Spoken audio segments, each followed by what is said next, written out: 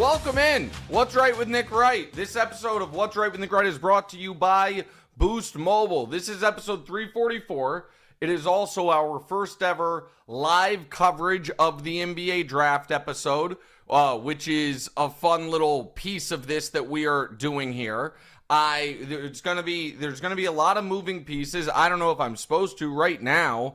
I'm seeing what looks like an Excel spreadsheet, at least in what my return is. I'm not sure if that's what our YouTube audience is seeing. That'd be fine if they are. And now I'm seeing our Boost Mobile read. That's fine too. We're going to figure this out as we go along. But there we go. Now we're back. Like, rate, subscribe, review.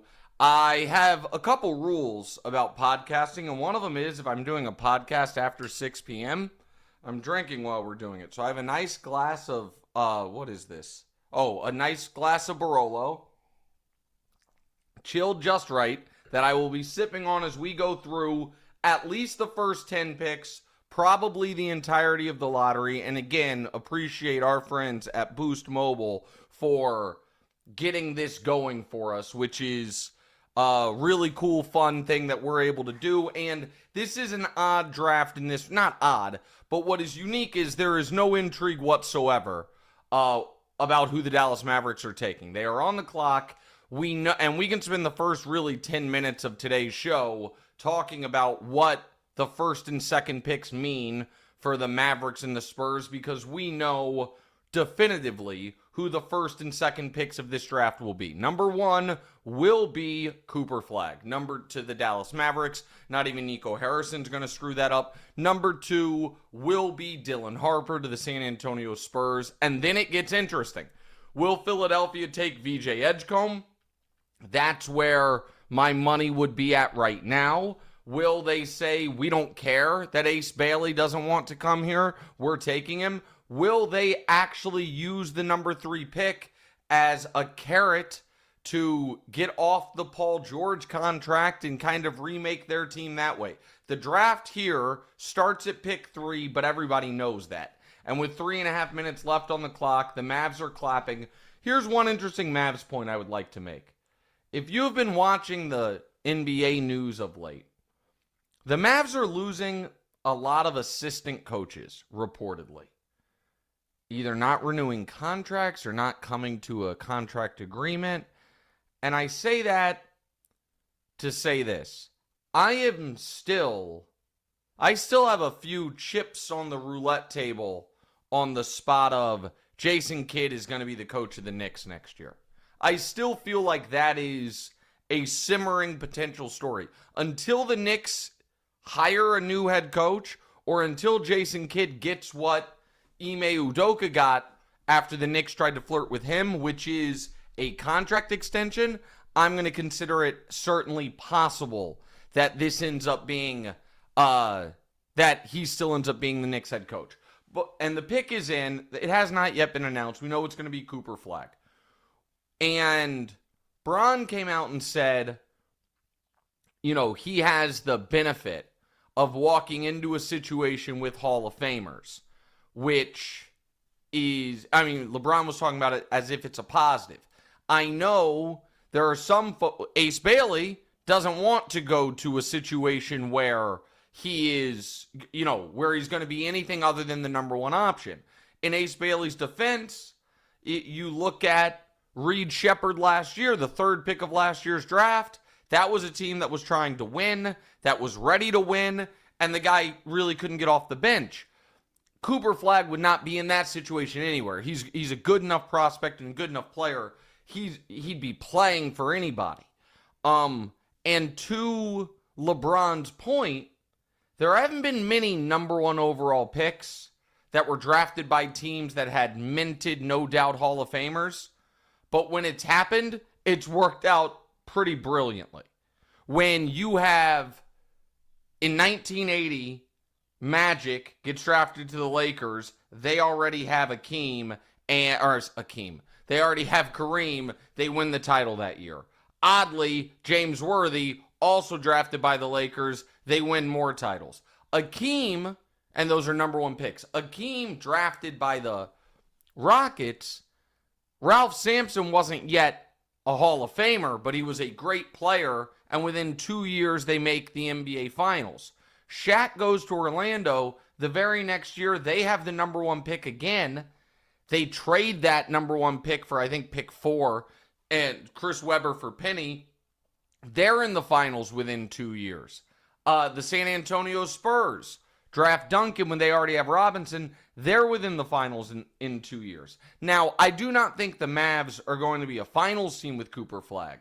But what I do think is definitely true is this team, not this coming year, but the year after this, and this is a huge if they're healthy, could be a legitimate, I would say, fringe contender. Not top line contender, but when we go into the 26-27 season, if Kyrie is healthy, they just re-signed him, AD is still AD, and Cooper Flagg in year 2 with those other pieces around him, that's a team that should be able to do some damage in the Western Conference playoffs. Now, some folks are trying to use that as a way to reverse engineer almost credit to Nico Harrison when this was not his plan at all. He did not trade Luka Doncic because he wanted to or expected them to fall into the lottery or them to end up with Cooper Flagg. He did it because he thought they could contend right now. Now, for Mavs fans, it's a happy accident. It is certainly not something that validates that trade Luka decision for Nico. It certainly might make it feel less bad for the fans. That pick is in, and that pick, as everyone expected, the least surprise imaginable. That pick, of course, is Cooper Flagg. So Cooper Flagg goes number 1 overall, and we know Dylan Harper is going to go number 2 overall. I want to spend a little more time on Cooper Flagg here. This, by the way, is the second time in history, Mavs history, they have had the number 1 overall pick in 1981. They drafted Mark Aguirre. This is, they hope, the second time in franchise history they end up coming out of the draft with the no doubt best player of that draft. That happened once before when they went into the draft with the 5th pick and ended up trading up to 3 for, of course, Luka Doncic. And this is, at the moment, their only pick in this year's draft. And so, I am, and Spurs are on the clock, and we will get to them in a moment. I want, for the listener or the viewer on YouTube or the listener on the podcast to, right now, I want to go through some other number 1 overall picks. And I want you to, determine in your head, if Cooper Flagg has this level of career, is that did he meet expectations or fail to meet expectations? Because my worry for any of these number 1 overall picks that have been the way 2 of the last 3 have been, wildly hyped. And I'm not saying it's unjust, by the way, the hype. I'm not saying it's incorrect, the hype. But so wildly hyped are we setting them up to be Hall of Famers and somehow still be disappointments? And by that I mean, I said this on the show today. If Cooper Flagg has Chris Webber's career, and they're not the same player, obviously. They do have some similarities. Really good passers, similar size. I think people would be like, oh, he didn't really pan out the way we had hoped. But Chris Webber's a Hall of Fame player. He was a great player for 10 plus years as a number 1 overall pick, even though it took his career a little bit of time to get going maybe the way people had hoped. When we look at the last handful of number 1 overall picks, do we expect Cooper Flagg to have a better career than we currently expect Anthony Edwards to have? Anthony Edwards is multiple-time All-NBA, at 23 years old, has been in back-to-back conference finals, is, face of the league adjacent conversation, and it feels like people, and now listen, maybe Cooper Flagg is going to outshine those guys, but where are we? What is meeting expectations for Cooper Flagg? Does he have to one day be in the discussion for best player in the league? If that's the expectation, I think he comes up short on that. As far as the guys who number one overall picks, consensus, no doubt guys, over the last post LeBron, that I thought, yeah, I think one day they'll be the best player in the league. Anthony Davis is the first one that comes to mind. Zion, I felt that way about. That appears to be a huge miss. And while I wasn't ready to say Wemby was, his floor was Akeem Olajuwon, I did think that Wemby, and I do think Wemby's, has the potential to one day be the best player in the league. But there have not been any other number one, and that is, he is considered, not in line of the prospect of Wemby and LeBron, but that very next level. And so,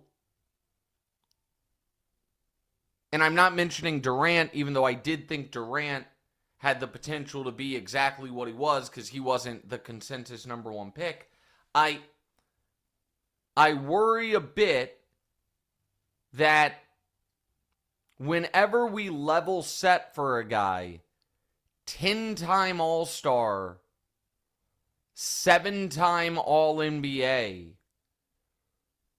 2-time third-place league MVP finish, and second best player on a champion one time, that career as, wow, kind of disappointed, that always worries me. Across the board, that always worries me, unless I look at you as a just transcendent, holy shit, force of nature, which, by the way, since LeBron, I have felt there's really only been 3. And again, people will say, Nick, you didn't think that about Wemby. My Wemby skepticism was about his rookie year. Would he play enough games to win Rookie of the Year? And is he going to be in the GOAT conversation? It was not that this guy wasn't going to be a world changer, but it was AD, Zion, and Wemby. And I still feel like, man, the Zion thing, who's the last number one overall pick out of Duke, is such a sad, missed, what if career that we're going down the wrong path on. All right, the second pick is in. This is an obvious one. It is Dylan Harper. It is San Antonio Spurs. And now this is a very interesting team to talk about for different reasons, which is, first of all, is Dylan Harper going to grow old with Wemby in the NBA, or is Dylan Harper going to be the prized asset that the San Antonio Spurs use in order to get Giannis or the next superstar player that comes available? And there's a lot of Dylan Harper stuff that I find interesting. These draft shows, we got to move fast on it. So maybe if we hit a lull, which I doubt we will, there is a very interesting, is the NBA about to become, in 10 years, are 35% of players in the NBA going to be sons or nephews of NBA players? Because Dylan Harper obviously is Ron Harper's kid. He is one of the first, super blue chip prospects to be the son of a guy we all remembered. Obviously, I say one of the first, Steph was, and there are others, but it is happening more and more. Jay Caspy and Kang just wrote a really interesting article on that, by the way, but set that aside. The other thing that I think is smart for the Spurs is that they do not care that they already have Dylan Fox and they have Stephon Castle. This Dylan Harper was clearly and unequivocally the second best player in this draft. And when you have this unicorn of an asset in Wemby, you're not drafting for team need right now. You are drafting for best players possible. And to figure out as you go. So what does it mean for Fox? What does it mean for Castle? What does it mean for Harper? Because, again, maybe Harper and Wemby grow old together. Maybe this is their version of SGA and Chet, or SGA and J-Dub. I say Chet because he's second pick like Chet. Or maybe Dylan Harper is the best piece of team either at this year's deadline or in next year's offseason trades to get a superstar there. We already had somebody check in from Italy, and then we have TJ Sports Queens writes, "What wine are you drinking?" Honestly, I don't know. It's some wine from Italy. I'm not sure. I am what I would call, I have turned into a low upper class wine snob. So I have some friends, some of which I was actually with this weekend that were in for some of the events in New York this weekend, who they have a lot of money and they regularly drink wine that thousands of dollars a bottle. I might have a glass or taste it, but I feel like that level of wine is wasted on me. But I'm a big fan of a good, at the store, $60 to $150 bottle of wine, which again is expensive, but wine can go, the upper bounds of that are boundless. So it's some, I think, nice. I think some people would think very nice, and some people are I can't believe you drank that. Italian wine. Robert asked, do you think the Thunder are able to trade into the top 10 or the Nets into the top 5? Certainly both teams are able to. Now, will it be worth the Nets have 5 picks, including the 8th pick. The Thunder have, what do they have? 14, 22, something else. And there's, I don't know why my phone keeps ringing. They certainly can. There is no doubt that they can. Would it be smart? Would it be the right way to do it? Would it be pragmatic? It depends on what the price is. But right now, we'll come back to the Spurs. I right now want to focus on this pivot point of the draft. Because the pivot point of the draft right now is Philadelphia. I don't know, and some of our producers, because I'm obviously not able to monitor Twitter, I don't mind if, I don't want to necessarily spoil picks, but if there's news about, movement or reports on whatever it is, I'll take it. My guess is they take Edgecombe. And I think the consensuses agree with me that Edgecombe out of Baylor is the move here. And I think that Canipple is interesting. I think Trey Johnson is interesting. But I think the answer is Edgecombe. I have thought ever since it seemed like Ace Bailey was not interested and they maybe weren't super interested in him, it has seemed pretty clear that this was going to be Edgecombe, and we'll find out momentarily if it is. The Sixers are such an interesting team right now because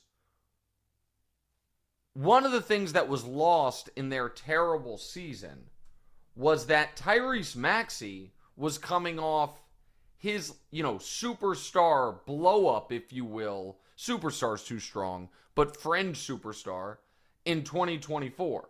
That 2024 season, Tyrese Maxey averaged 26 points, 6 assists a game. In that postseason, he played 45 minutes a night. He averaged, in last year's first round, 30 points per game. And in one of those games, I think it might have been the game I was at, he had damn near a 50-piece in their overtime win in New York. I went to 2 games that series. I think I went to that one, but I also went to a game in Philadelphia. And then this year, he averaged 26 again, and nobody cared because the team was no good. And that pick is in, and it is, in fact, VJ Edgecombe to Philadelphia. So here's the reason I mention any of that. Maxey is a really good player. Jared McCain was the favorite in my eyes for Rookie of the Year last year, but despite what I could do without some of the, I'm going to sound like such an old man, some of the tick-tocking, but he was awesome. As a rookie, a nice surprise. I thought he was, as a just outside the lottery pick, I thought he was really good and fun and interesting last year, but then he gets hurt. Paul George's career goes totally sideways, at least for a year. And Embiid, they're talking about breaking his hip to fix his knee. Doesn't sound good to me. With that said, if Paul George can just bounce back a bit, if Embiid can be healthy, if Maxey can stay Maxey, and if Jared McCain go back to being Jared McCain, and you add this kid Edgecombe, can that team win the East? I don't know. Have you looked at the East recently? Don't forget they have, if they potentially are going to bring him back, which I imagine they would, Quentin Grimes. And I understand, I know I am, probably biased towards Daryl Morey because he's my pal, but I trust Daryl Morey to fill out the roster around him. Daniel, our great producer, who I probably unfairly maligned on the pod yesterday, sorry about that, Daniel, says, does Embiid need to make it out of round 2? Of course he does. And Simmons makes the point a lot, and he's not wrong. Can you at this point trust Joel? When you think about the NBA playoffs, I said this to Wilds and Brew. The NBA playoffs ended Sunday night. And went Monday, I said to Wilds and Brew, I'm like, man, think about how long ago we were talking about J.J. Redick playing all 5 starters for the entire second half. That feels like that was a year ago. That was during these playoffs. And so the reason I mention that is, can you realistically see Embiid making it through those 4 rounds when we've never really seen him make it through 2 full rounds fully healthy? And the answer to that question is probably not. But is it definitely not in this year's East? I don't know. All right, before we get to the Charlotte Hornets, one last point on what will become the story of the draft. And the Hornets got a few minutes left to make their pick. I would imagine, and I promise, I am not, if somebody is tipping picks, I'm unaware of it. So this is just guessing. I know if Jordan was there, they would be taking Canipple. I could see Charlotte saying, screw it. We're going to take the most talented guy and take Ace Bailey. I'm a Malawak fan.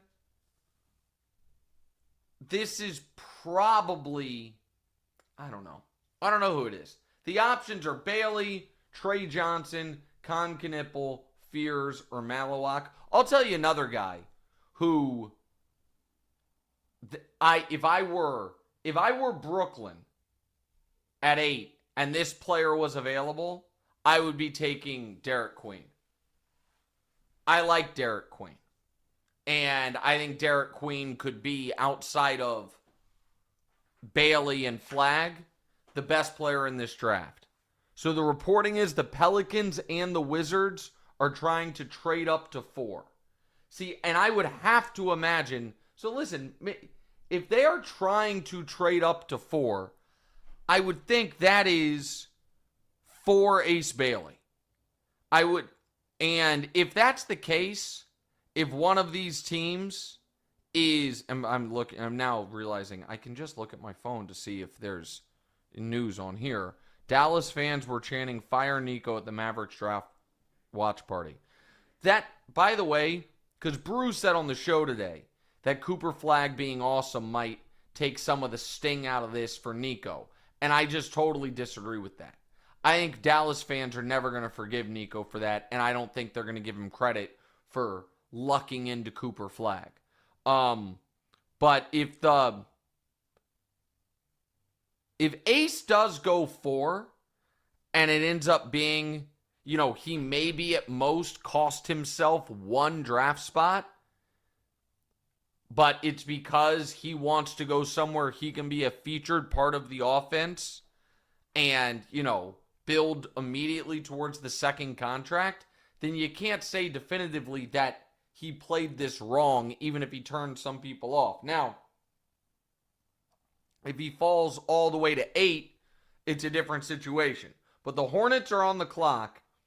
It looks like they are making the pick. Now, one of the weird things about the NBA draft, unlike the NFL draft, is what you absolutely never see on the NFL draft is a team picks a player and then post-pick trades the player. I've never understood. Sorry, I gotta fix my nose. My nose been running the whole show. You never see a team pick a player in the NFL draft and then an hour later trade him. In the NBA, this happens pretty often. Guy does the hat, does the whole thing, and then finds out 10 picks later that he is in fact going somewhere else. So if the Pelicans and the Wizards were trying to trade up to get the 4th pick, I would imagine that even if the Hornets end up making this pick, maybe it could be on the move. But I'm really curious who this is going to be. You would have to imagine, because they have LaMelo there, that Fears and Trey Johnson are incredibly unlikely. They have 2 early second-round picks as well. They are also, in the process of turning the page from Jordan's horrific draft history. And the safest pick is probably Canipple. The highest upside pick is probably Ace Bailey. And this is not a team that, I know I said they probably think they can't take Johnson or Fears because they have LaMelo. They should not be worried about need at all. This is a team that needs everything. And this is a team that I think if they could find a way to turn the page from LaMelo and get cool stuff back for him, I don't think that necessarily would be a problem, but it's definitely not something they want to do. But this pick is in. Adam Silver is walking to the podium, and it is, in fact, Canipple. I think that's the right pick. I think that he is a guy whose draft stock really shot up in the last year. I don't think going into, listen, I'm not a huge NBA mock draft guy the way I am NFL, but I don't think a year-out mock, many of them had Canipple being the 4th player taken. But I thought he was awesome at Duke. I think that he played a style of basketball that is going to fit in great with the modern NBA. And I think he is, as maybe not the upside, certainly not the upside of Ace, and maybe not even the upside of Trey or, in my opinion, Derek Queen, but a absolutely as clean of a prospect as you can get, and I think it's the right pick. I think the Hornets need solid, serious NBA players, and he strikes me as a guy that checks those boxes.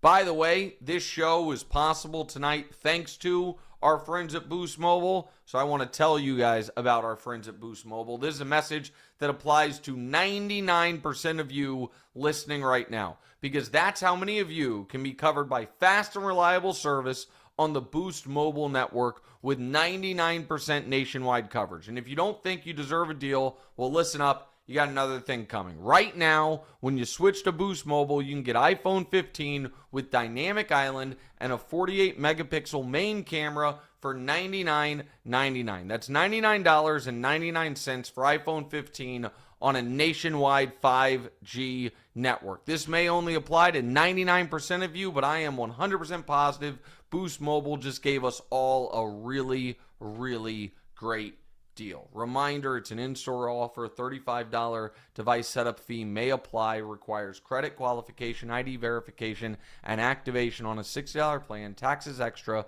5G speeds not available in all areas. All right. Let me real quick. I am going to retweet the link to this so people can, if they want to check us out on YouTube, they can do that. I'm going to see if I can. Sometimes they'll try to. There we go. And let me also quote tweet it. Live now on YouTube. Come join. So this is, and again, I am not, and I have never pretended to be. I do try to be a NFL draft expert. I don't try to be an NBA draft expert, so this is maybe just, I don't want to say dumb luck or just following the people who are experts. The first 4 picks have gone the way, if I were running those, let me put it like this. If I were running those 4 teams, the way I would have done it. Now, the first 2, everyone would have done, and the third, I think most people would have done, but this is where I might differ, in that I do not think that at 5 Utah is going to take Derek Queen. I do think if I were Utah at 5, I would take Derek Queen. And listen, Utah at some point has to decide whether or not they want to win basketball games. And it is in my interest as someone that'll root for the Lakers as long as LeBron's there, to have them sell off Walker Kessler and, continue to be unserious. But the Jazz striving to be bad every year, post Donovan and Rudy, I think is disheartening. And them intentionally getting rid of or wanting to get rid of any of their quality players and the guys who end up turning into quality players, kind of putting them on ice as they go from 37 wins to 31 wins to 17 wins, is, I think Jazz fans deserve better, and I just don't see it coming to an end anytime soon. And when you look at the team, there are 2 guys in Markkanen and Walker Kessler that you're like, okay, I unequivocally definitely want to be, in their business as far as the moving forward. And one of those guys might be gone this offseason. They last year, I'm not talking about the guys they've just now drafted the last year and the year before, but as far as guys that are either veterans like Markkanen or a soon-to-be veteran like Walker Kessler. And I don't think they're good enough, obviously, yet to win or compete at a high level. But if you this year again trade away one of your better players, and it seems like both of them in Markkanen and Walker Kessler are available, what are you doing? Especially when I think the draft gods have, they slapped your wrist this year by having you fall to 5. And so I'm very interested in who they end up picking. I think that they won't have, I don't think they're going to have the guts is the wrong word. I don't think they're going to roll the dice on Bailey because he made for reasons that I'm not entirely sure on, except for maybe he just doesn't want to live there.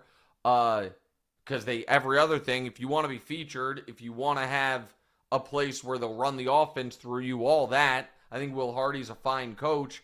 That makes a lot of sense. And so, they do take him. They do take Ace Bailey. And now I'm watching for his reaction. So, that's a gutsy move by Danny Ainge that I will give credit for. I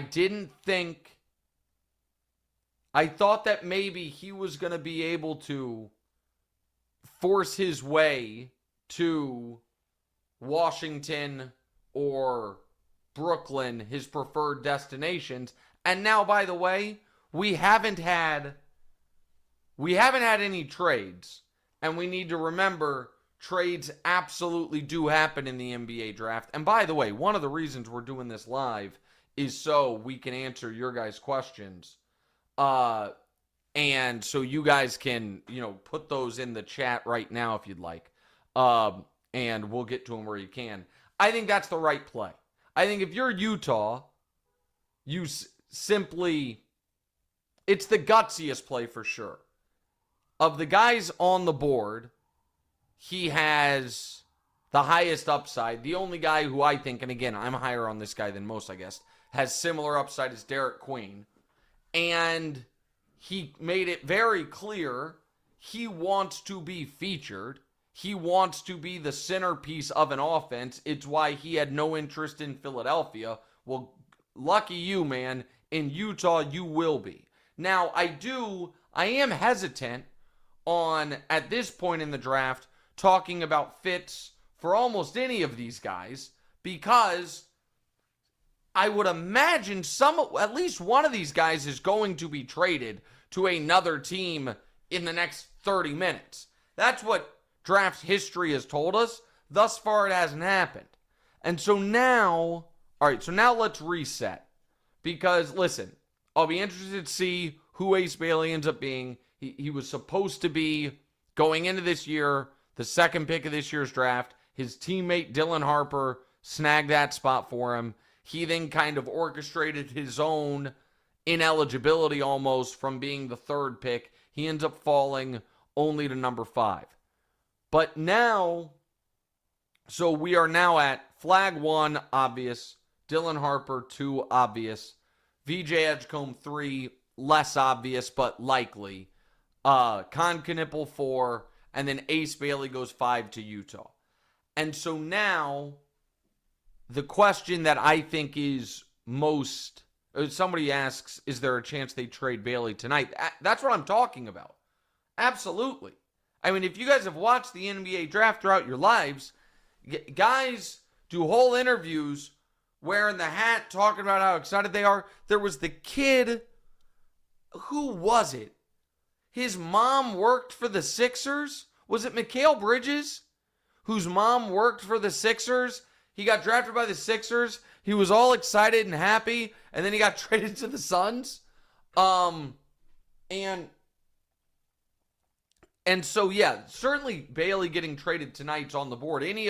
Anybody really, other than Flagg and Harper, getting traded tonight are on the board.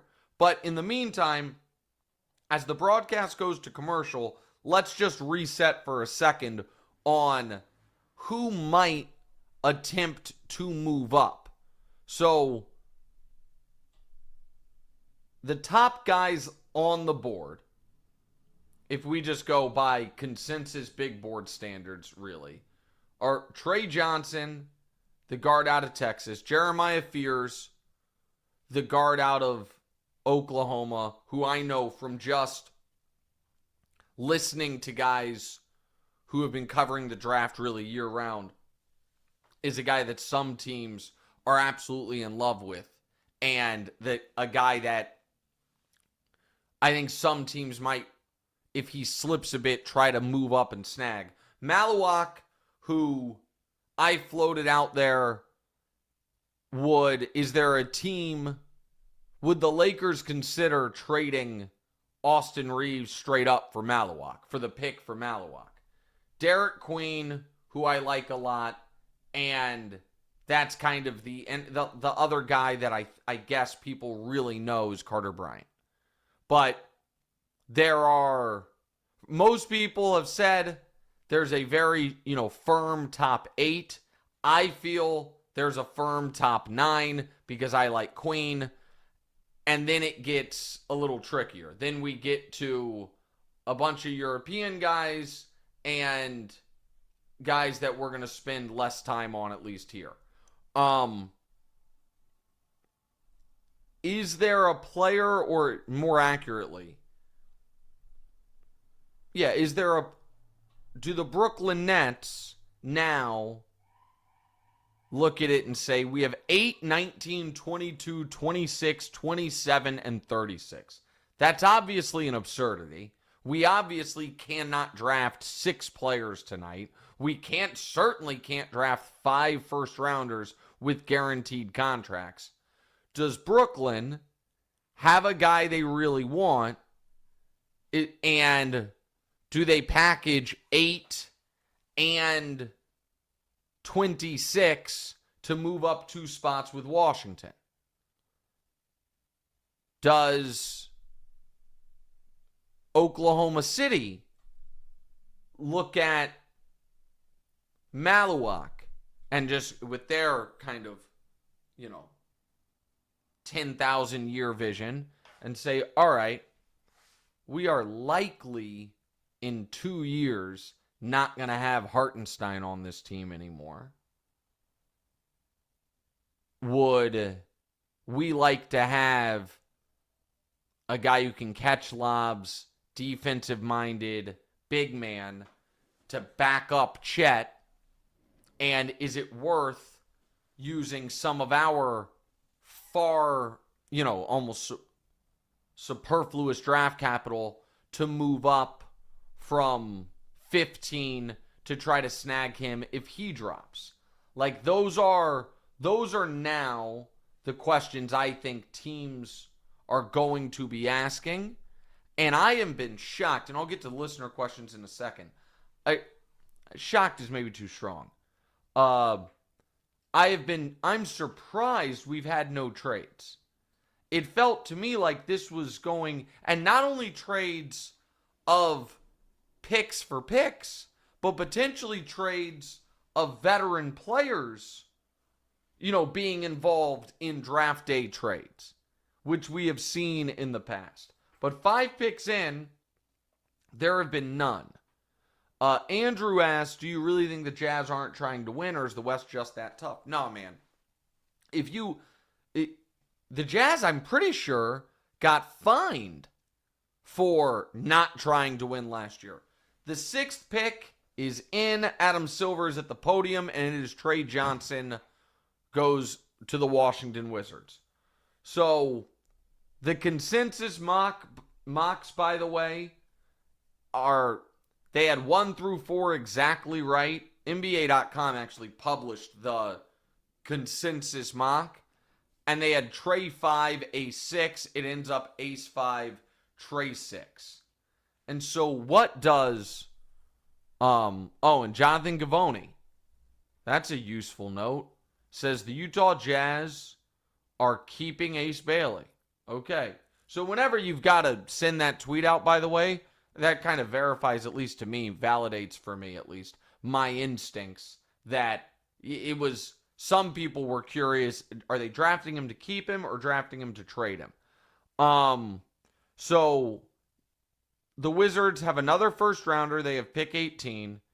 They also, of course, traded away Jordan Poole yesterday or the day before yesterday. The days all run together. Trey Johnson out of Texas, the SEC Freshman of the Year, and he goes to Washington and instantly, becomes, are they going to ask, now that Jordan Poole's gone, they're going to ask him to be their number one scorer?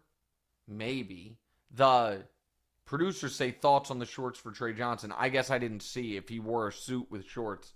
That's not really my style, but I've got to see it in order to actually respond to it.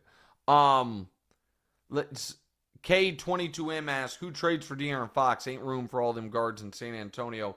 No, there is room right now.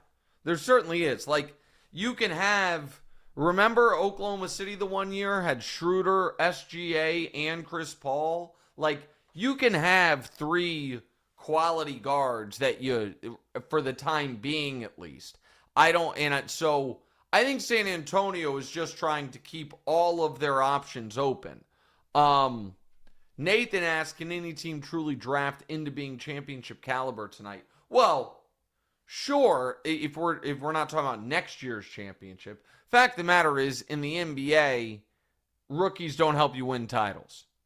Like, Daniels Nuggets did it with Christian Brown having a small role, but rookies don't help you win titles in this league. They just never have. I shouldn't say never. Obviously, Magic did. But historically, that's not where it goes. But, yeah, teams can certainly... Oh, I'm looking at the picture now. Oh, that's a fine look. Listen, I'm just going to sound like an old man. I'm not going to... the fashions change over the years. It's a fine look. I'm not even going to venture into it. So, 1 Flagg, 2 Harper to San Antonio, 3 Edgecombe to Philadelphia, 4 Canipple to the Hornets, 5 Ace Bailey to the Jazz, and 6, just happened, my goodness, Trey Johnson, to the Wizards. And now the Pelicans on the clock, and I'm stunned at this point now we've had no trades. And I also wonder if Brooklyn at some point, Brooklyn's got to figure out what the hell they're going to do with these picks.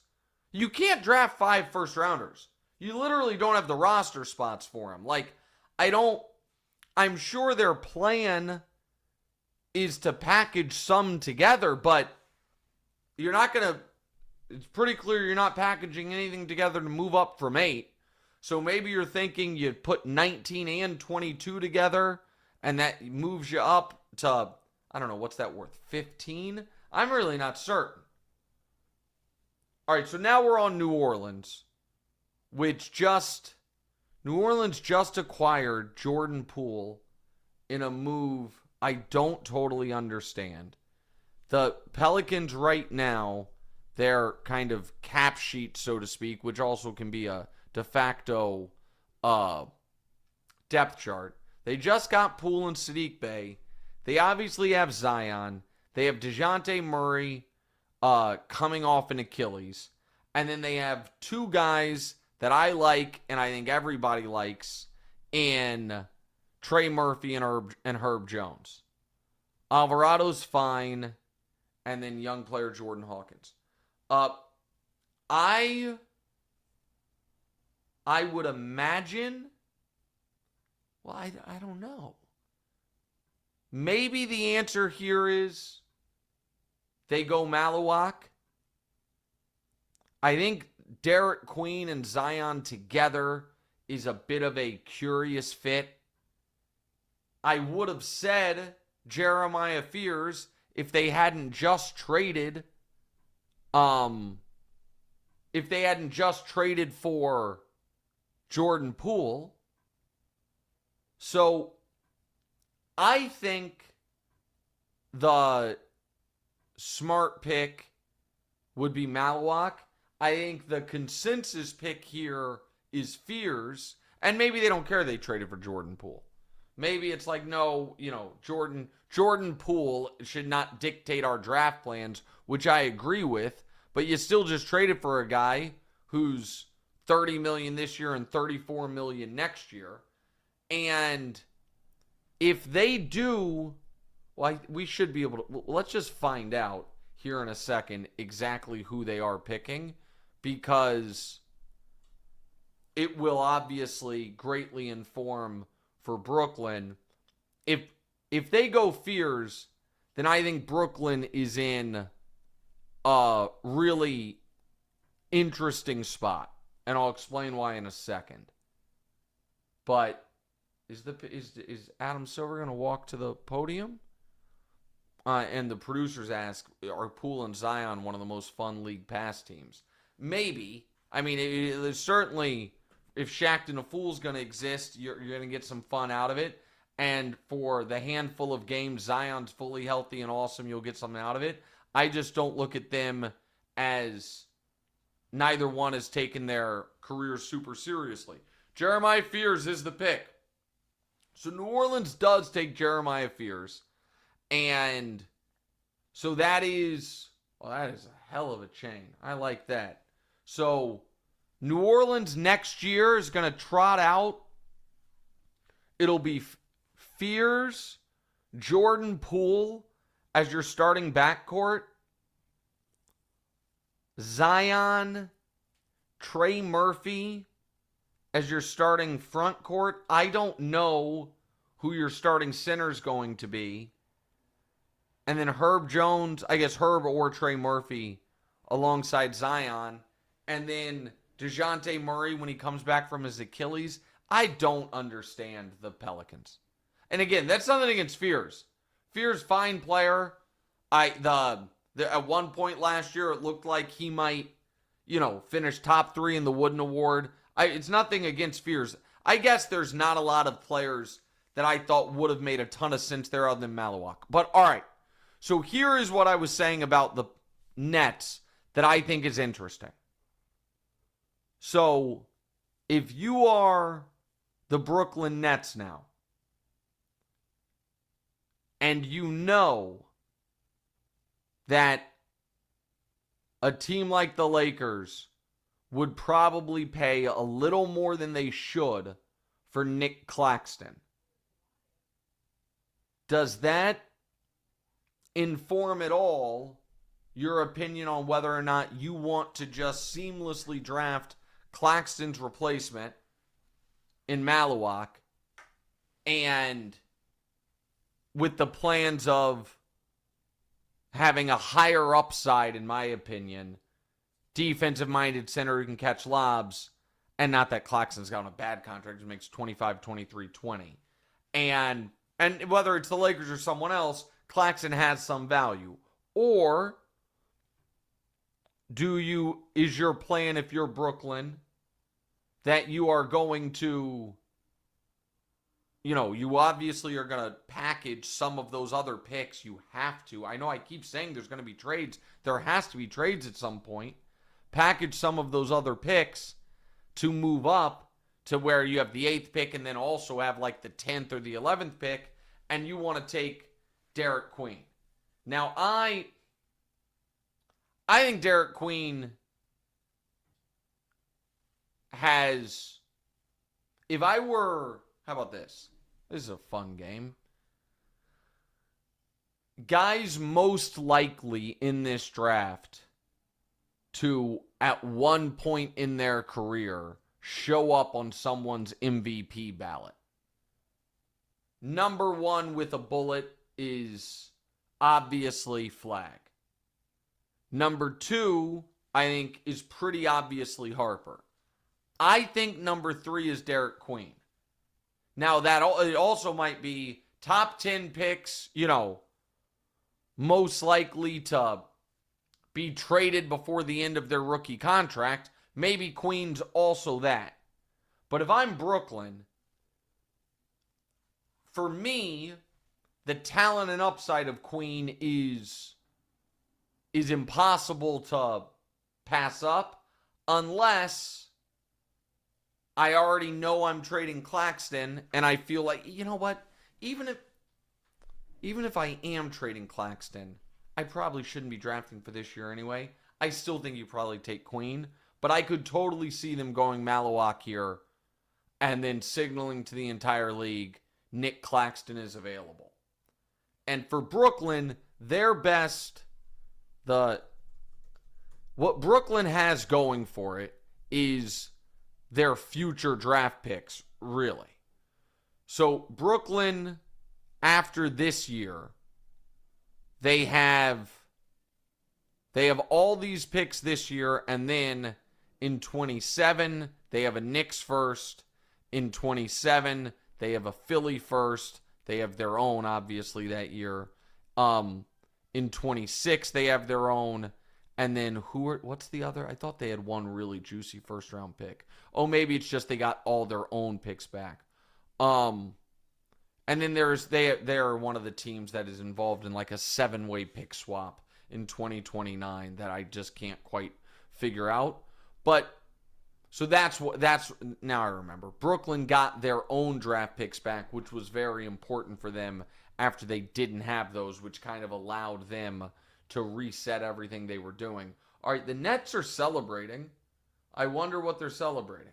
Maybe they're just celebrating that they made their pick. Are we going to get any trades tonight? I'll be honest. And I appreciate my friends at Boost Mobile for setting this up and for us doing this today, and I enjoy doing it. But I thought one of the reasons I was excited to do it was because I thought we'd be live reacting to a bunch of trades. There have been none. And the Nets draft room, it seems to me like they are reacting to making a pick, so maybe there's still no trades. Ken asks, no concern about Queen's motor. No, there are concerns. That's why I said I think he is a low floor, high ceiling guy. Maybe the low floor, high ceiling guy of this draft. But it's still to me, if you're the Nets, worth a dice roll. Because you need a high ceiling player. And as much as I like Malawak, you know exactly what he's going to be. He is not going to be a high ceiling player. He is going to be a very useful player, and the hope is that he can be like a better version of Clint Capella, which is, again, a very useful player and will have a long career in this league, but no chance of being a star. Wow. I'm just looking at the screen. It says Jay Billis's 5 best available, and Queen's not even one of them. So maybe I'm just way out to lunch on Queen, but I love him. All right, I'm very fascinated by him. To me, this is either, if I'm running Brooklyn, it's either Queen or Malawak. And Adam Silver is going to, it's Igor Dimon. I got to tell you, that one I didn't see coming. That is the guard out of BYU. So let me, and I'm pronouncing his name wrong. Yegor Dinham. My apologies. Adam Lefko just texted me, Demean, my guy. So that was, and this is the first pick that is, I think, far outside the consensus. Now, again, I don't think that is a negative necessarily. But ESPN's final mock had Yegor going 13th. The Ringer's final mock didn't have him in the lottery. The Athletics final mock didn't have him in the lottery. Yahoo Sports' didn't. Bleacher Reports didn't. Is that right? Let me just, that's what it seemed. So who did? Net Scouts did. And CBS Sports' Gary Parrish, my old buddy. And they all had him at 13. So I'm doing this on the fly. I apologize. See what his consensus spot was. And again, that's not everything. But this is the first. Reach is too strong. But this is the first one that is kind of off the board from where we had seen it before. So, the ESPN, who is it for ESPN? I want to be fair here. Who wrote this? Oh, this is Gavoni. So, Gavoni, who is the best at this, I think. Gavoni had him going 13th, so not a huge reach. And it's so funny. He writes, let me pull this up real quick. I apologize. There it is. Demeen is another player who's been tough to pin down in terms of his landing spot. He got that exactly right. Having worked out for the vast majority of franchises inside the top 20, teams believe he's a possibility for Toronto, Portland, and Chicago, as well. Good for you, Gavoni. As well as a sleeper target for Brooklyn. But it's possible he'll slip past that, at which point there's a best available case for a club such as the Hawks to simply take a swing. Okay. And then he writes, at his size, Demon's potential versatility as a perimeter playmaker stands out in the context of this class. The development of his jumper, something he has worked on to showcase in private, is one of the more pivotal swings for any prospect. Oh, and that wasn't Gavoni. That was Wu, but this is Wu in Gavoni's article. My apologies. Want to give credit where it's due. Jeremy Wu wrote that section of it. So, that is a surprising one to me. Gavoni, who lives and breathes this, probably not as surprised as he says a potential sleeper, but still, he was considered, a guy that might fall out of the lottery, and obviously didn't. Before we get to the Toronto Raptors pick, which is not yet in, let me remind you guys, hotels in Vegas may be booked solid this weekend, but there's one vacancy left to be filled at UFC 317. A new lightweight champ will be crowned. Grab your own crown at DraftKings Sportsbook, the official sports betting partner of UFC. Topuria takes on Oliveira to fill the vacant men's lightweight title, and Alexander Pantoja defends his flyweight belt against Kai Kara France in the co-main event. Who are you taking? First time betting on UFC at DraftKings? Just pick something simple, like a fighter to win, and make your pick. It's that easy. And if you're new to DraftKings, check this out. New customers who bet $5 will get $150 in bonus bets instantly.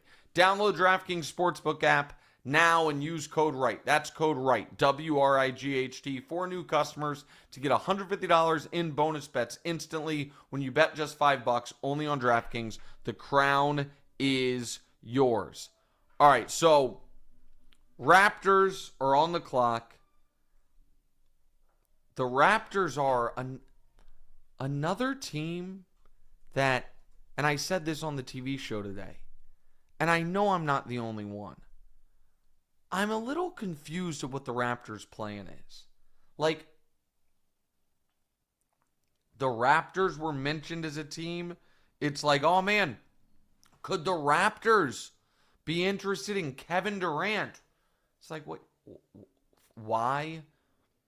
The Raptors during the year go get Brandon Ingram, a move that I didn't totally understand. I feel like there is, at this point, Masai has to feel a real pressure, even though he won the championship in 2019, to put a real product back on the floor. I also feel like, and again, I'm going to sound like a broken record about my guys, and not my guys, but about these two players. But Toronto's got a long history of being good with NBA international players. They also, when you already have Scotty Barnes, are obviously trying to establish something of a physical defensive identity. But when you already have Barnes and you already have Ingram and you already have Barrett, does does Derek Queen make a lot of sense? So is this where Malouat goes? Like, you feel like he probably becomes their day one starting center? And I also am just really curious oh man, it looked like one of these guys' girlfriends, whoever they just showed on the broadcast, looked like his girlfriend was crying. Like, nobody has fallen too far yet. Maybe I don't want to use, they're showing Colin Murray Boyles from South Carolina. Maybe she wasn't crying. Maybe I just glanced at it wrong. But when I saw it, she looked very upset. Like, nobody's having an Aaron Rodgers style drop right now. Nobody should be upset. Everybody be very happy with how this has gone. No, there's nobody that was expected to go top 5 that's still on the board. And still, we're only on the 9th pick. We're on the 9th pick, and we by the way, still haven't gotten a trade. Which, if it sounds like I'm annoyed by it, I guess I am a little annoyed by it, because I expected there to be like some insane action, which just hasn't happened. Now, it's great for these kids, but I don't know. I expected there to be wild trades up to this point. Colin Murray, oh man.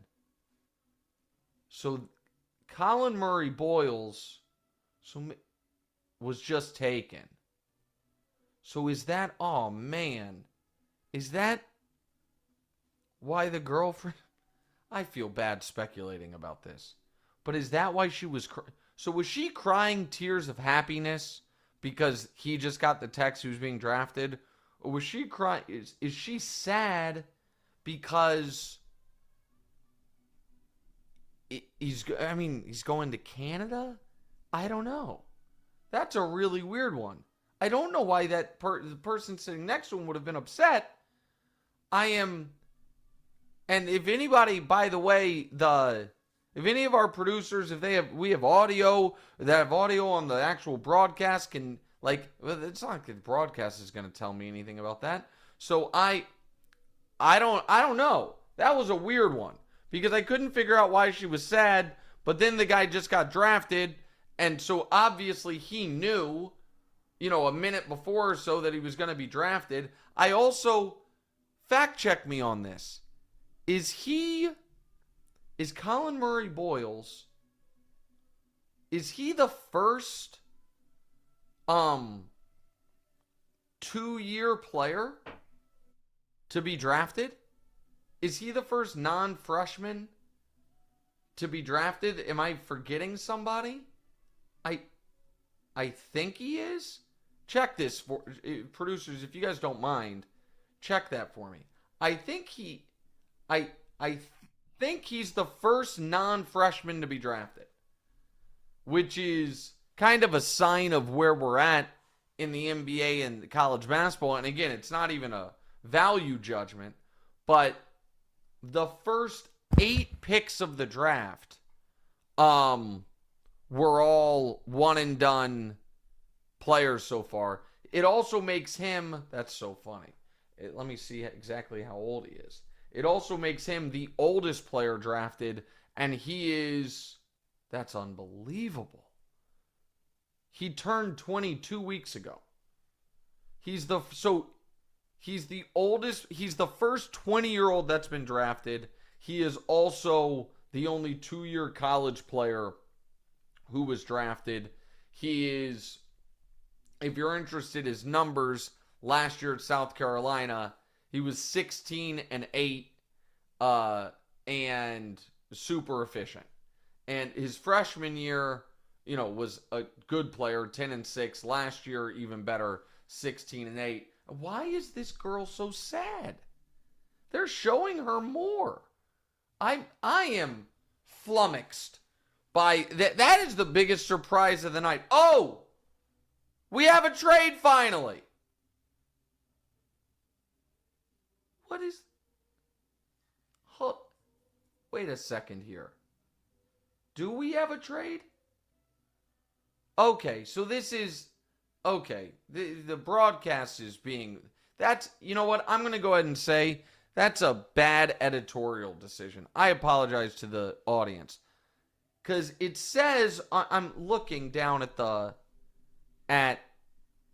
ESPN broadcast and it says picking number 10 Houston with the Rockets logo, and then it says proposed trade with the Suns. And I guess this is because that trade technically can't take place yet. And so maybe this isn't an ESPN thing, maybe it's an NBA thing where technically this is the Rockets pick. Technically the Rockets will be making this pick, but in reality this is the Suns making this pick.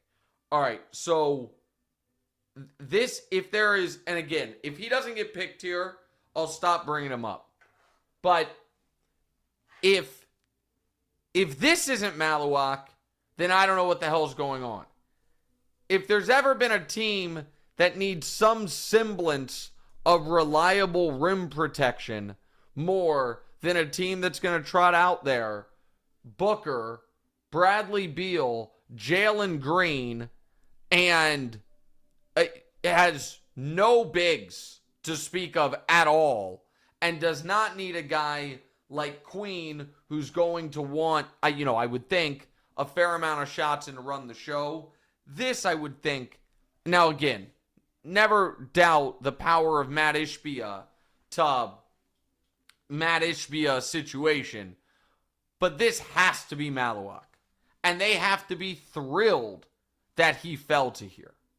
Like, this is a guy that they will ask to be as a rookie, their starting center from day one.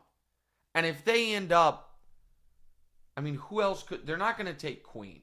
That I'm very, very comfortable in. You can't take another guard.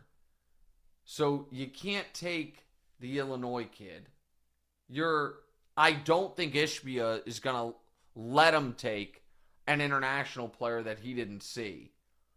And so, you could take Carter Bryant, I suppose, who's another guy that would greatly improve your defense.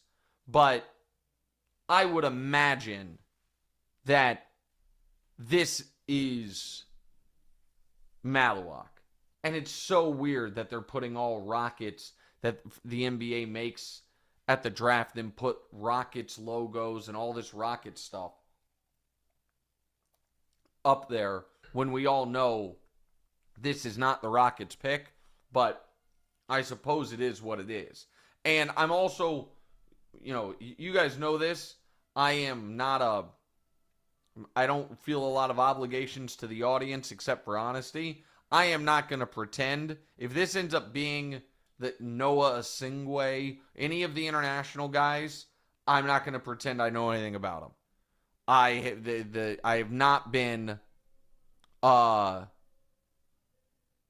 have not been on the international beat, so to speak. All right, hold on. So let's see. I see this right now. We do have a trade. The Hornets are trading center Mark Williams to the Phoenix Suns for the 29th pick and a 2029 first round pick. So hold on a second. What the hell pick did the Suns just trade?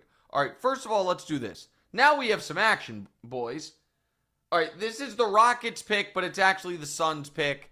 The Rockets pick, which is actually the Suns pick. It is Malawak. And he is sobbing, and that is a great scene. This kid from South Sudan, what a story. So happy for him. I was just saying how Phoenix has to get some type of defensive big. Did they just draft one and trade for one?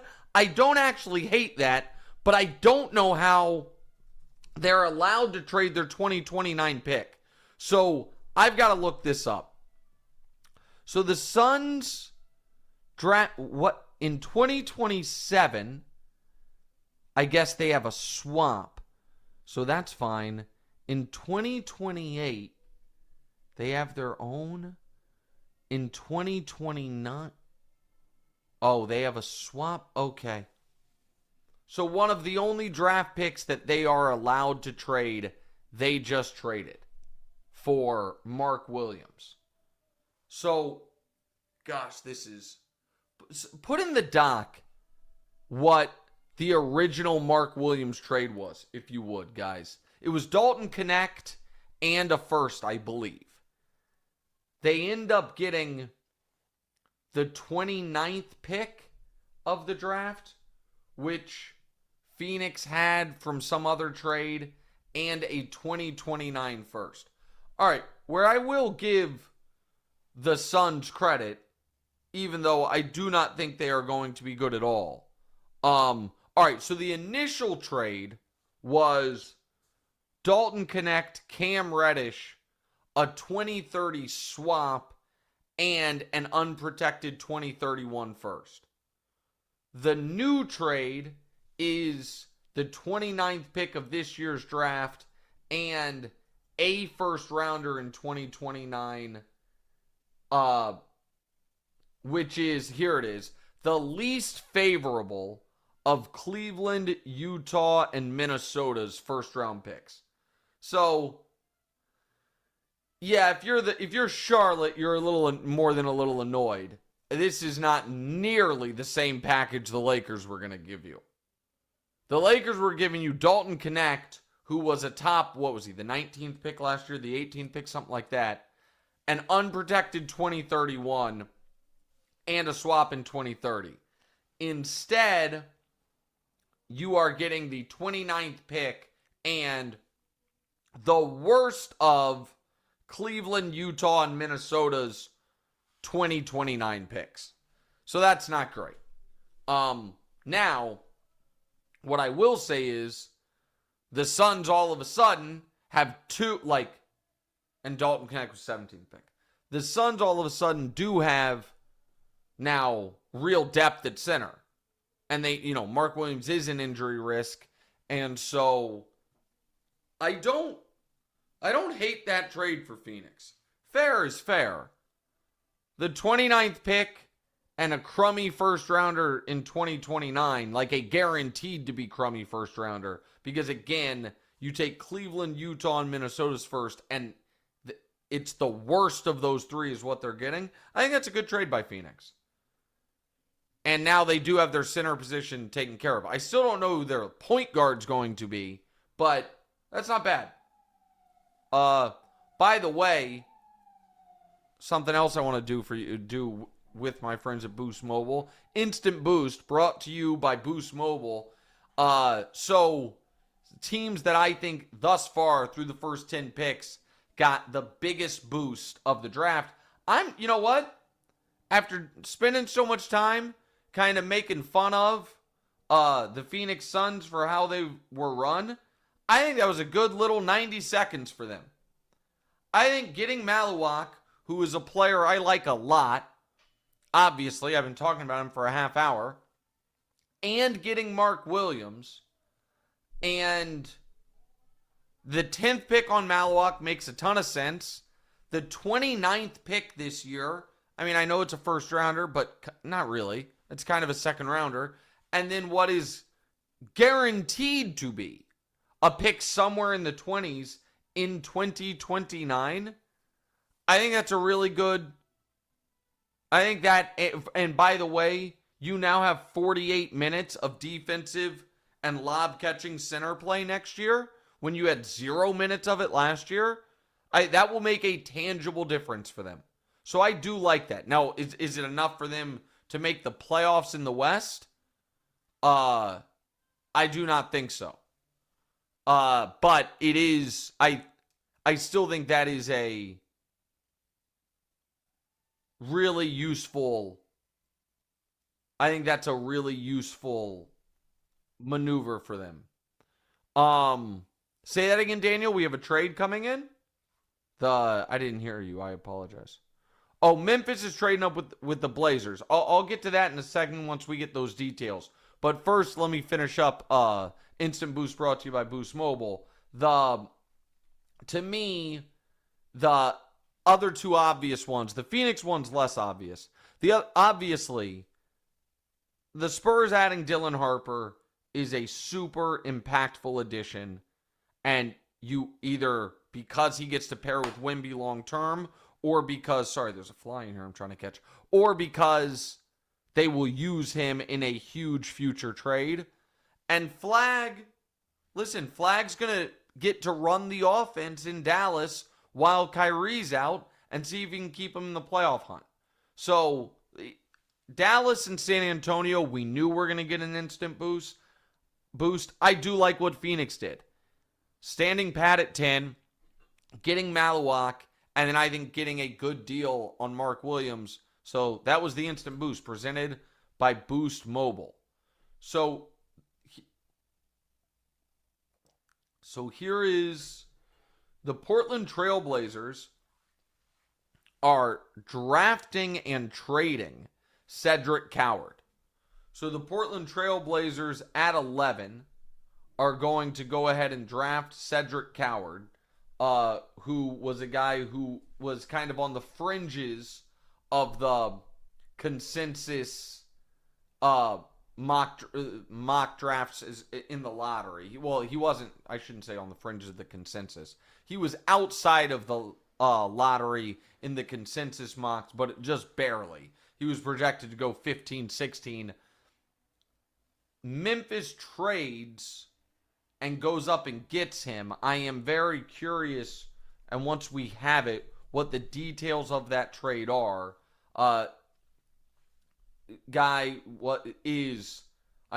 He'll probably be the oldest player taken in this draft. He's a senior, and that is almost unheard of in the lottery these days. And he was at Washington State after, I think, he went to 3 schools, only one. That's an interesting profile on him. So he went to Wilmington, I think, went to Eastern Washington, 1 year at Washington State, and only played 6 games, I believe, due to injury. And he ends up going not only in the lottery, but Memphis wanted him enough and was worried enough he wasn't going to be there. They traded up for him, and it does not appear there's any details yet. Memphis was sitting at 16, so I would imagine, that was the key part of that trade. I know that Coward was considered biggest strength, was athleticism and a potential 3-and-D guy. I don't think many people thought he was going to be a lottery pick. I will say it is kind of nice to see a 4-year college player and a guy who was, I'm going to look it up. I don't think he was he even rated? I'm looking up his rivals ranking. So that's so a guy who had to go to a small school and didn't have, like, that to me is a pretty cool story for him to end up being drafted where he was. The Grizzlies are sending the 16th pick, a 2028 first round pick via Orlando, and that's a lot. And 2 seconds. So, they loved him pretty clearly. And that is, a pretty aggressive move for a guy that I think a lot of people thought would have been there when they were drafting. And so he had a really good combine going into the because producers can check me on this. I think what I remember is that he was going to go play at Duke because it was going to be his 4th school. And he was going to, I don't even remember what I read about it. but it was that he had gone from like D3 to small D1 to big D1, and then he was going to end up at Duke over the course. And then he crushed at the combine so much, he's just like, screw it. I'm staying in the draft. And now he ends up being a lottery pick. And so that is quite the price the Grizzlies paid. That's an interesting one. Like, I don't mind being aggressive. And I don't mind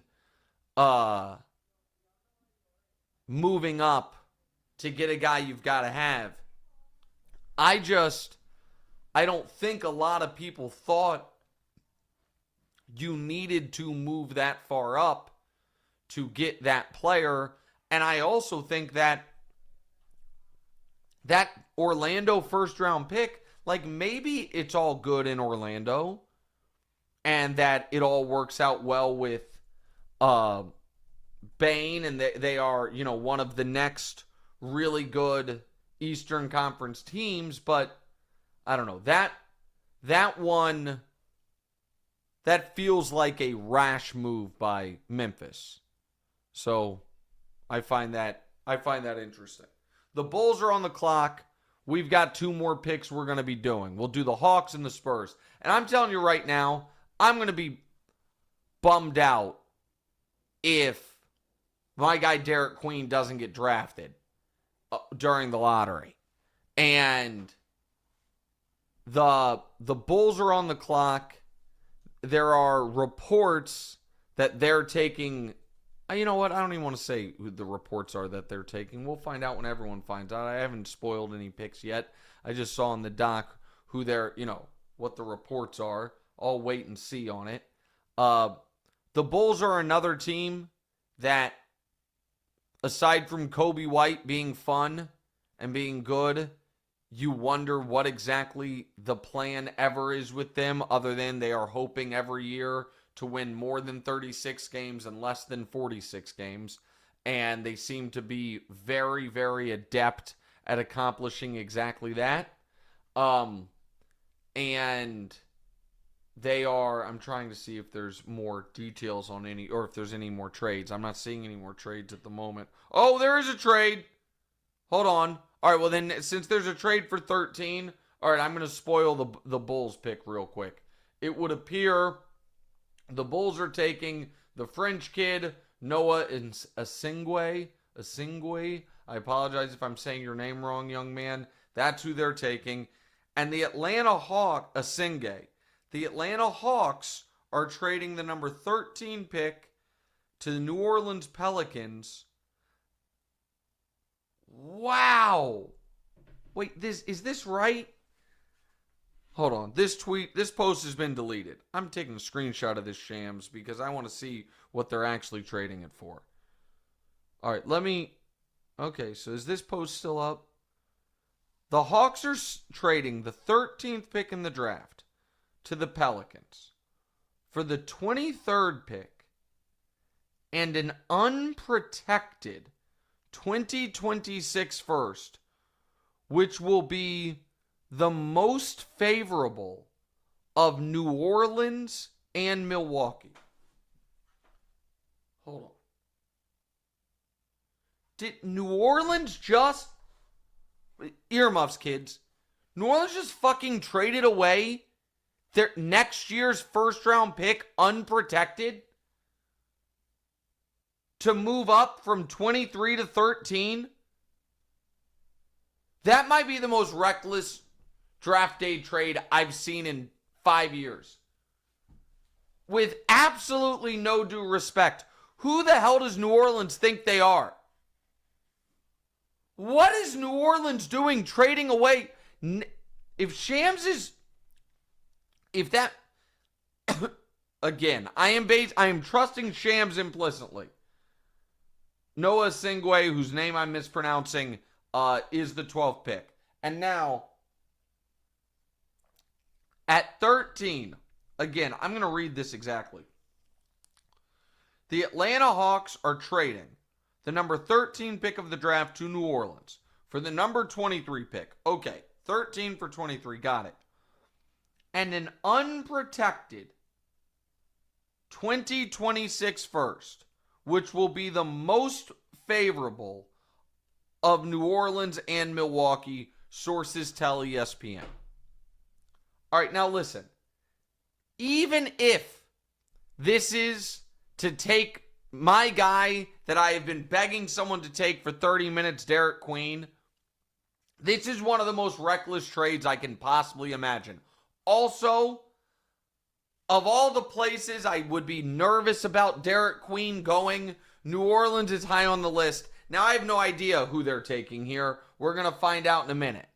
But you cannot, if you're New Orleans, trade away next year's first-round pick unprotected. You could be terrible. Like, I know you don't want to think you can be terrible, but you absolutely could be terrible. Zion is a risk every year. DeJounte Murray will be coming off an Achilles. And when do we expect DeJounte Murray? Do we even, and when I say coming off an Achilles, like, are we even sure DeJounte Murray will be coming off anything? Like, when do we think we're going to be seeing DeJounte Murray? Maybe not next year. He could miss the season. You have Jordan Poole. How can you possibly trade away your unprotected first-round pick next year? Atlanta, great job. This is the credit where it's due, man. That is a hell of a job by Atlanta. You move back 10 spots and you get a lottery ticket for next year. Like, here's a fun exercise. Whose unprotected first-round picks for next season are more valuable than New Orleans? Like, who are the teams that we feel like have a better chance to just bottom out than New Orleans? Utah for sure. Washington, Charlotte. That's the list. New Orleans won 21 games last year. What are they thinking? Maybe I shouldn't be as stunned by this. But I am. This is what a baffling. Who is, hold on. Pelicans GM. Hold on. The Atlanta Hawks. Oh my goodness. Is it Dumars? Hold on a second here. So the Atlanta Hawks, how about this? The Atlanta Hawks and new general manager Ansi Sala are finalizing deals to hire New Orleans Pelicans GM Brian Graham as the team's senior vice president of basketball operations. So hold on. The Hawks hired away a Pelicans guy. I was going to say, if the Pelicans had just hired away a Hawks guy and then they just gave the Hawks this deal, I was going to call for an investigation. But this is Joe Dumars? Oh my God, Joe Dumars.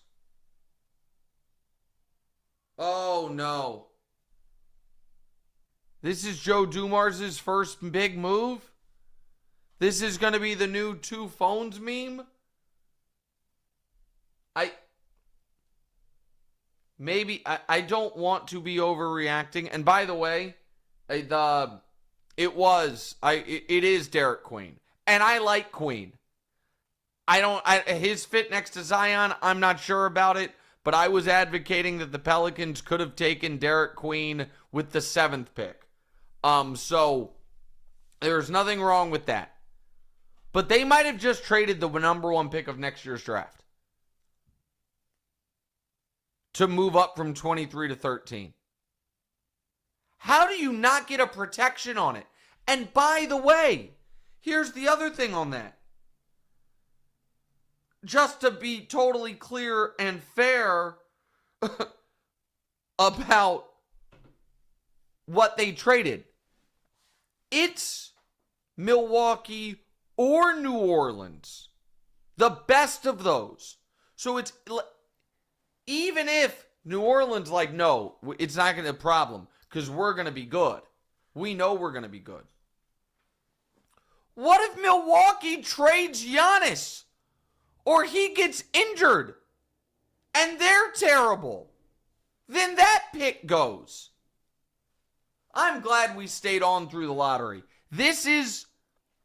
I could do an hour on this move. Zach Lowe just tweeted out a picture of the Pelican in the hospital. Oh my goodness.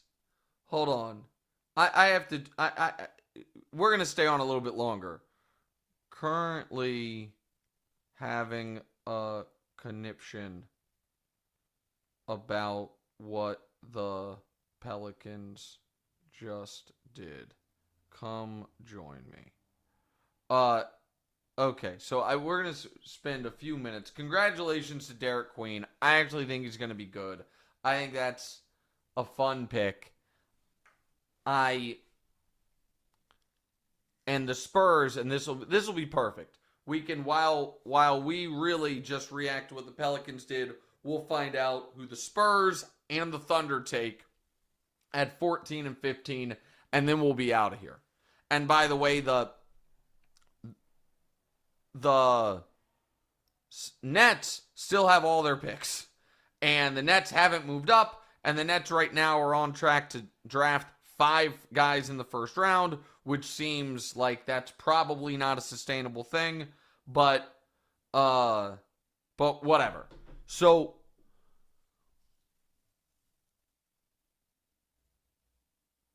I want this to be very clear.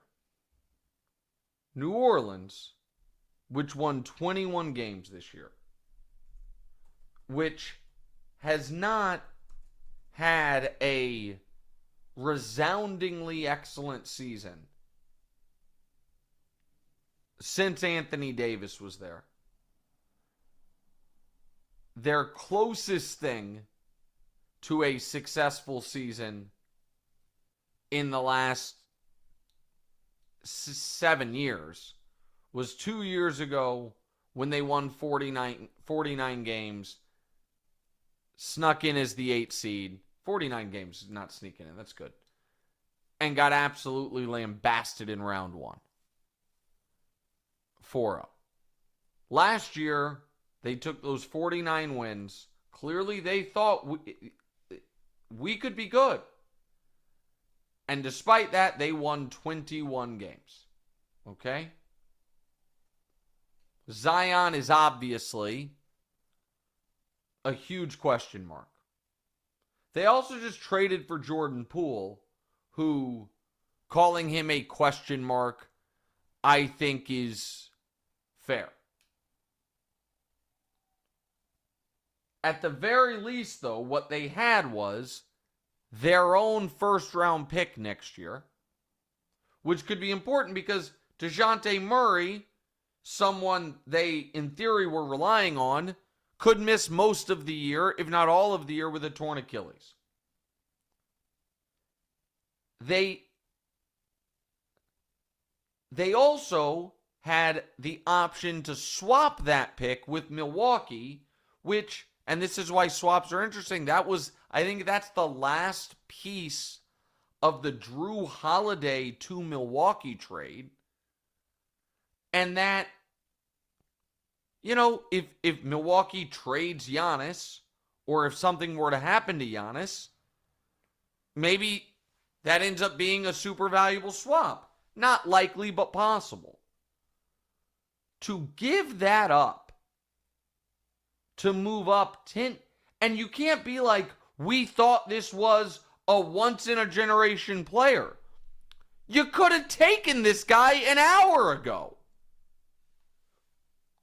You drafted Fears, which again, I'm fine with that, and I like Derek Queen. But to trade away your own unprotected pick next year / Milwaukee's unprotected pick next year to move from 23 to 13 is insanity. I would say that has a 30% chance, 35% chance of being a top 5 pick and a 70% chance of being a top 10 pick that you just traded away. I am flabbergasted by that. The Spurs just took a fella who didn't wear a shirt to the draft, did wear a sweet jacket though, Carter Bryant, who, is very Spursy. He is the guy who fell the furthest, if you will, compared to the consensus mock draft. So, by some people's metric, they just got the best value there. But Carter Bryant out of Arizona is the final pick of the lottery. So the Spurs add Dylan Harper, and they add Carter Bryant, who is, I think the question mark on him is he going to be a big-time offensive player? Can he be a big-time offensive player? But people like the measurables, athleticism, and they like the defense. And so now we sit on Oklahoma City, and then we'll wrap this up. But I apologize. I can't get over what the Pelicans did. The producers are asking me who could Oklahoma City draft to help them repeat. I'm not trying to be dismissive. Whomever Oklahoma City drafts this year will not help them repeat next year. That Oklahoma City is too good and too deep for anybody who's there at 15 to be in their rotation next year. The rookie who will help them next year is their draft pick from last year in Topic. And so this is where I will admit my own ignorance. I don't know the international guys. But where Oklahoma City has a huge benefit is if there's a guy who, there's questions, when will he come over? Will he come over? But he's super talented. That's a guy Oklahoma City can pick and just stash. They're not going to have enough roster spots, especially because they didn't package anything to trade up. So Oklahoma City can do whatever they want. They can take project guys. They can do anything. And Presti's going to be drafting guys who he thinks can help them in 2028. Not necessarily guys who's going to be helping them in 2026. And we'll find out who that is in just a moment. And also, man, Atlanta's had a decent few days now. So, hold on. What did you guys just put in the... Let me see this real quick. These are extra details on the Hornets trade, okay? So the 2029 first rounder, we knew this, is the least favorable of Cleveland, Utah, and Minnesota. We knew that. And then Bobby Marks says, as part of the trade, Charlotte is acquiring Vasilije Micic. Okay, I don't care about that. I appreciate you guys giving it to me, but I don't have anything to add to that.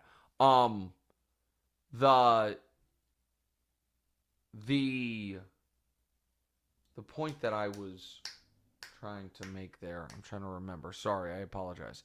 Was on Oklahoma City. It was Atlanta. I was talking about Atlanta.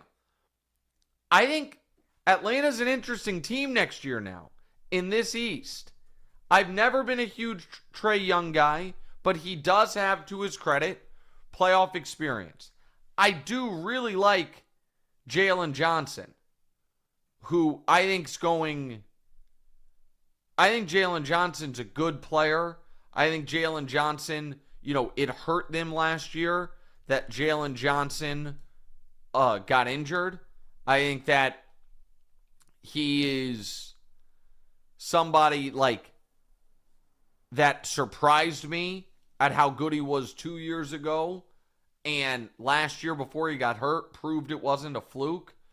And so Trey is, it's not like Trey is not a useful player. He obviously is. He has some limitations, but Jalen Johnson's good. Risa Shea was the number 1 pick of the draft a year ago. So they obviously, that's an important piece for them. Dyson Daniels is just definitively a really good player now.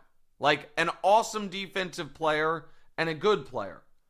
Kristaps in a contract year, if he's healthy, I think could be good for them. And now you also have waiting for you in a year, and if you're a Hawks fan, you have this kind of you get to root for your team while also just rooting for either the Bucks or the Pelicans to stink. And you have this kind of double interest next season. And so I like these moves the Hawks have made. I got to give, credit where it's due. And, I've got to think that who was picking, sorry, I had it up. Who was picking 12? I can't. Maybe the Bulls I know the Spurs. I am certain the Spurs are like, oh my God. We were a pick away from being offered an unprotected Pelicans pick. Oh, everyone sitting around Atlanta's draft position has to be like, how did we not get that phone call? I'm stunned the Pelicans would do that. And that is a potentially instantly disqualifying move by Joe Dumars. It's just truly baffling. So I would like to adjust. Not adjust. Paul, I'm doing an extra, or I'm adding something to our instant boost. Thanks to Boost Mobile. The instant boost brought to me by Boost Mobile. Another team that got one of the biggest boosts this draft.